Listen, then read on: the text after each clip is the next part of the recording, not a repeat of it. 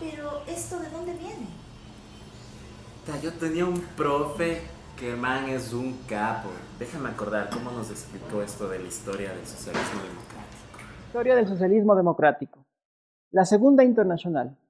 Tiene lugar en 1889 y en ella adquiere un importante rol protagónico el Partido Socialista Democrático Alemán, demostrando su importancia como movimiento político europeo, su gran cantidad de militancia, su renovación ideológica y su proyección internacional. Como principales intelectuales existen en este cónclave a Crosland, a Bernstein y a Karl Kautsky. Edward Bernstein planteaba que para conseguir el socialismo es fundamental lograr los cambios a través de los métodos pacíficos, cotidianos y sobre todo respetando las leyes existentes. Respetando la legalidad y respetando el marco jurídico y la igualdad de todos ante la ley es como se conseguía la anhelada justicia social según Edward Bernstein. A su vez, al plantear la lucha democrática y pacífica, condenaba los métodos violentos y revolucionarios que sostenía el marxismo-leninismo. En la Segunda Internacional se posicionan entonces fuertemente los principios políticos del cambio social mediante los mecanismos democráticos. Durante los años 20 y 30 fue sumamente crítico ante el ascenso de los movimientos nacionalsocialistas y fascistas en Alemania, en Italia y en España, y ante las terribles consecuencias que provocaron estos con el advenimiento de la Segunda Guerra Mundial.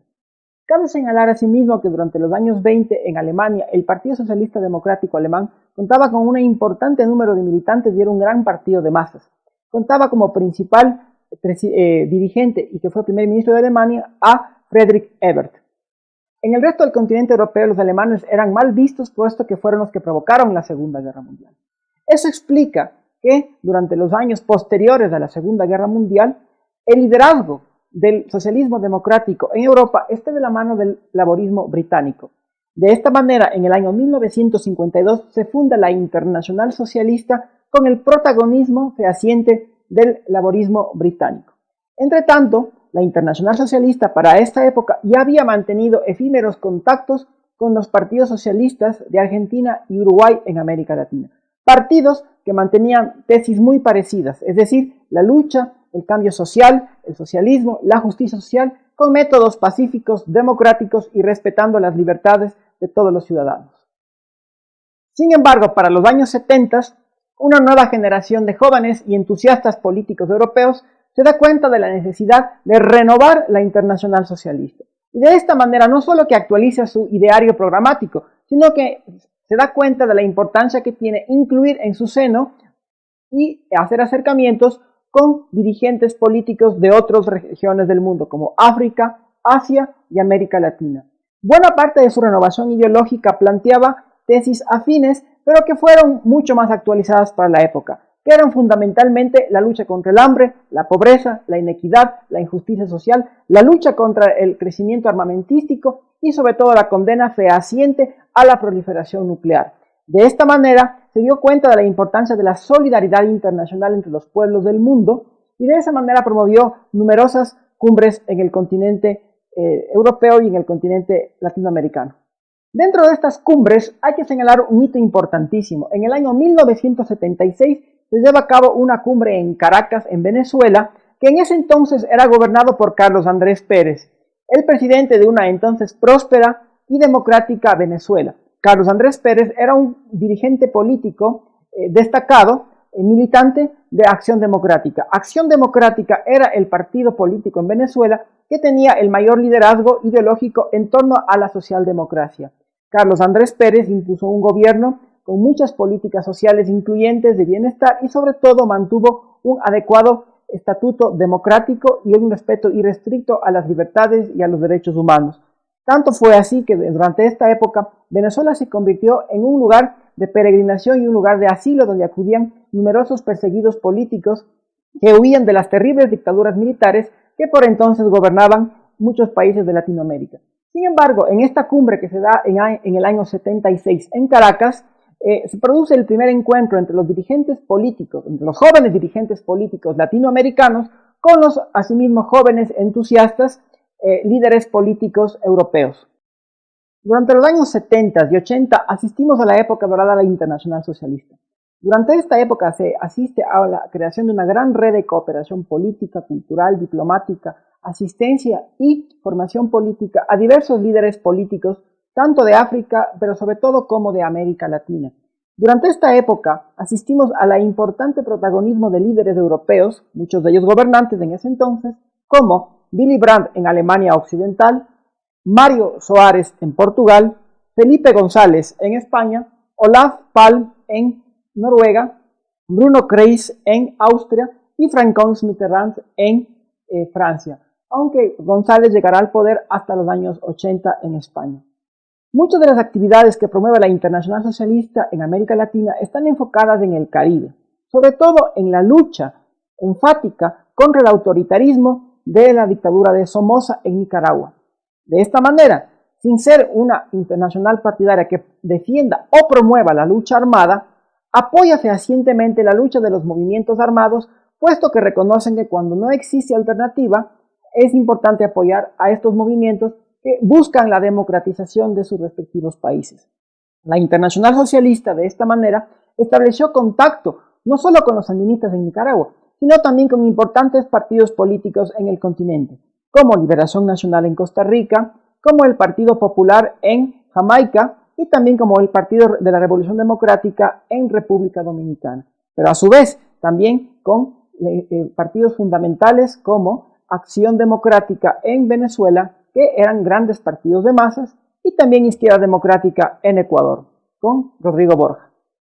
Como muchos de los principios que promovía la Internacional Socialista se afincaban en la promoción de lo que se conoce como el Estado de Bienestar, es decir, un Estado que se fundamentaba en el pacto entre los empresarios innovadores y los sindicatos que luchaban por la lucha social, es importante mencionar la experiencia de los países nórdicos que han sido caracterizados por mantener grandes empresas sumamente innovadoras, creativas, que han generado gran cantidad de empleos, crecimiento económico, combinado con impuestos que son progresivos y a su vez con políticas sociales que han sido fundamentales en materia de salud, educación, vivienda y que han asentado las bases para una importantísima inclusión y equidad social. Pero también es fundamental mencionar en América Latina a dos países, a Uruguay y a Costa Rica. Países que si bien han sido exportadores de materias primas, han sabido combinar esto con una estructura de propiedad equitativa y han desarrollado un Estado que logra fehacientemente logró políticas de inclusión, de equidad, de bienestar para todos sus ciudadanos a través de educación y salud sumamente universales. En Ecuador, a mediados de los años 60, se crea Izquierda Democrática, de la mano del liderazgo de Rodrigo Borja Ceballos y otros importantes dirigentes políticos como Manuel Córdoba Galaza. Izquierda Democrática se funda de la convergencia de dos decisiones de partidos políticos previamente ya existentes. Por una parte, una facción del Partido Liberal Ecuatoriano y por otra parte, una facción del Partido Socialista Ecuatoriano. De esta manera, se combinaron fehacientemente los principios de la justicia social con el respeto a las libertades y al Estado de Derecho. Para los años 80 en América Latina, muchos países asisten al retorno democrático después de que finalizaban las dictaduras militares que gobernaban para ese entonces el continente. Los partidos socialistas democráticos de ese entonces ya eran partidos ideológicos de masas sumamente cohesionados y que empezaban a participar en la vida política y electoral de sus respectivos países. De esta manera, en los años 80, por ejemplo, en 1988, llega al poder Rodrigo Borja Ceballos.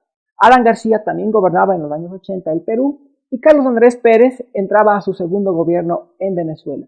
Pero para esta época la coyuntura económica estaba marcada por la crisis fiscal, el crecimiento de la pobreza, la caída del crecimiento económico y el gran problema de la deuda externa, que asfixiaba las economías latinoamericanas. De esta manera, los presidentes de ese entonces se ven obligados a recurrir a impopulares ajustes económicos. Si bien en Ecuador, por ejemplo, se han logrado importantes avances sociales, la imagen y la popularidad de muchos de estos mandatarios se ven severamente afectadas.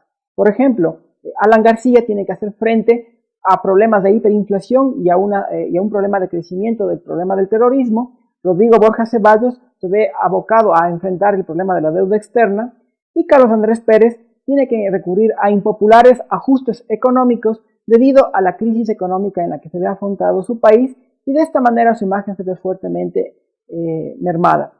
Pérez tiene de esta manera que afrontar un problema de insurrecciones populares y una tentativa de golpe de Estado. Para los años 90 y 2000, la socialdemocracia contaba todavía con una fuerza importante en el continente europeo.